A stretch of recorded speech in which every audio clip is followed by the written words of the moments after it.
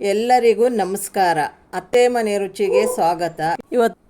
ಇವತ್ತು ಎಲ್ಲ ಥರದ ಹಣ್ಣು ಹಾಕಿ ರಸಾಯನ ಮಾಡೋದು ಹೇಗೆ ಅಂತ ತೋರಿಸ್ಕೊಡ್ತೀನಿ ಬನ್ನಿ.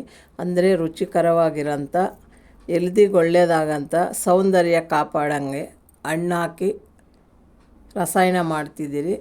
ತಿಂದು ನೋಡಿ ಹೇಗಿದೆ ಅಂತ ಕಮೆಂಟ್ ಹಾಕಿ. ಕಪ್ ಆಪಲ್ ತೊಗೊಂಡಿದ್ದೀನಿ, 1 ಕಪ್ಪು ಪೈನಾಪಲ್ಲು, 1 ಕಪ್ಪು ಬಾಳೆಹಣ್ಣು, ಸ್ವಲ್ಪ ಗೋಡಂಬಿ, 1 ಕಪ್ಪು ಕರ್ಬೂಜ ಹಣ್ಣು, 1 ಕಪ್ಪು ದಾಳಿಂಬೆ, ಕಮೆಂಟ್ ಹಾಕಿ. 1 ಕಪ್ಪು ಕಿತ್ತಳೆ ಹಣ್ಣು, 1 ಕಪ್ ಕೊಬ್ಬರಿ, ಸ್ವಲ್ಪ ದ್ರಾಕ್ಷಿ ಹಣ್ಣು, 1 ಕಪ್ಪು ಮೂಸಂಬಿ ಹಣ್ಣು, ಸ್ವಲ್ಪ ಸಕ್ಕರೆ, ಸ್ವಲ್ಪ ಜೇನುತುಪ್ಪ, MTR ಬಾದಾಮಿ ಪೌಡರ್, ಕಾಯಿಸಿಟ್ಟಿರೋ ಹಾಲು. ಮಿಕ್ಸಿಂಗ್ ಬೌಲ್ಗೆ ಎಲ್ಲ ಹಣ್ಣು ಹಾಕ್ಕೋತಾ ಇದ್ದೀನಿ. ಆಲ್ರೆಡಿ ಹಣ್ಣಲ್ಲಿ ಸ್ವೀಟ್ ಇದೆ, ಜೇನುತುಪ್ಪದಲ್ಲಿ ಸ್ವೀಟ್ ಇದೆ, ಬಾದಾಮ್ ಪೌಡ್ರಲ್ಲಿ ಸ್ವೀಟ್ ಇದೆ. ಸ್ವಲ್ಪ ನಾನು ಸಕ್ಕರೆ ಹಾಕ್ತಾಯಿದ್ದೀನಿ. ಎಷ್ಟು ಬೇಕೋ ಅಷ್ಟು ನಿಮಗೆ ನೋಡ್ಕೊಂಡು ಹಾಕ್ಕೊಳ್ಳಿ, ತುಂಬ ಸಿಹಿ ಮಾಡ್ಕೋಬೇಡಿ. 1 ಟೇಬಲ್ ಸ್ಪೂನ್ ಜೇನುತುಪ್ಪ ಹಾಕ್ತಾಯಿದ್ದೀನಿ. ನಾನು 50 ಗ್ರಾಮ್ ಆಗೋಷ್ಟು ಬಾದಾಮ್ ಪೌಡ್ರ್ ಹಾಕ್ತಾಯಿದ್ದೀನಿ.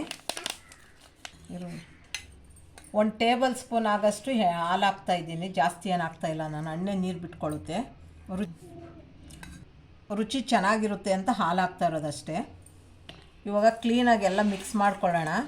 ನೀವು ಹಣ್ಣಿನ ಸೀಸನ್ನಲ್ಲಿ ಯಾವ ಹಣ್ಣು ಸಿಕ್ಕಿದ್ರೆ ಆ ಸೀಸನ್ಗೆ ಹಣ್ಣು ಯೂಸ್ ಮಾಡ್ಕೋಬೋದು. ಕಲ್ಲಂಗಡಿ ಹಣ್ಣು, ದಾಳಿಂಬೆ, ದ್ರಾಕ್ಷಿ ಎಲ್ಲ ಥರದ ಹಣ್ಣು ಸಿಕ್ಕಿದಾಗ, ಆ ಹಣ್ಣು ಸಿಕ್ಕಿದಾಗ ಎಲ್ಲ ಹಣ್ಣು ಹಾಕಿ ಮಾಡಿದ್ರೆ ಮಕ್ಕಳು ತಿಂದಿದ್ದಂಥವು ಈ ಥರ ಮಾಡಿಕೊಟ್ರೆ ನೀಟಾಗಿ ತಿನ್ನುತ್ತೆ. ಹಣ್ಣಿನ ಸೀಸನ್ನಲ್ಲಿ ಎಲ್ಲ ಥರದ ಹಣ್ಣು ಸಿಕ್ಕಿದಾಗ ಈ ಥರ ಮಾಡಿಕೊಂಡು ಮನೆಯಲ್ಲಿ ನೀವು ಟೇಸ್ಟ್ ಮಾಡಿ ಹೇಗಿದೆ ಅಂತ ನಮಗೆ ತಿಳಿಸಿ. ನೀವು ಬಾದಾಮ್ ಪೌಡ್ರು, ಸಕ್ಕರೆ, ಹಾಲು 3 ಹಾಕ್ದನೇ ಮತ್ತು ಬೆಲ್ಲ ಮತ್ತು ಏಲಕ್ಕಿ ಪೌಡರ್ ಹಾಕ್ಕೊಂಡು ಮಾಡಿದ್ರು ಚೆನ್ನಾಗಿರುತ್ತೆ. ಹಾಗಿದ್ರೆ ಲೈಕ್ ಮಾಡಿ, ಶೇರ್ ಮಾಡಿ, ಸಬ್ಸ್ಕ್ರೈಬ್ ಆಗಿ ನಮ್ಮ ಚಾನಲ್ಗೆ.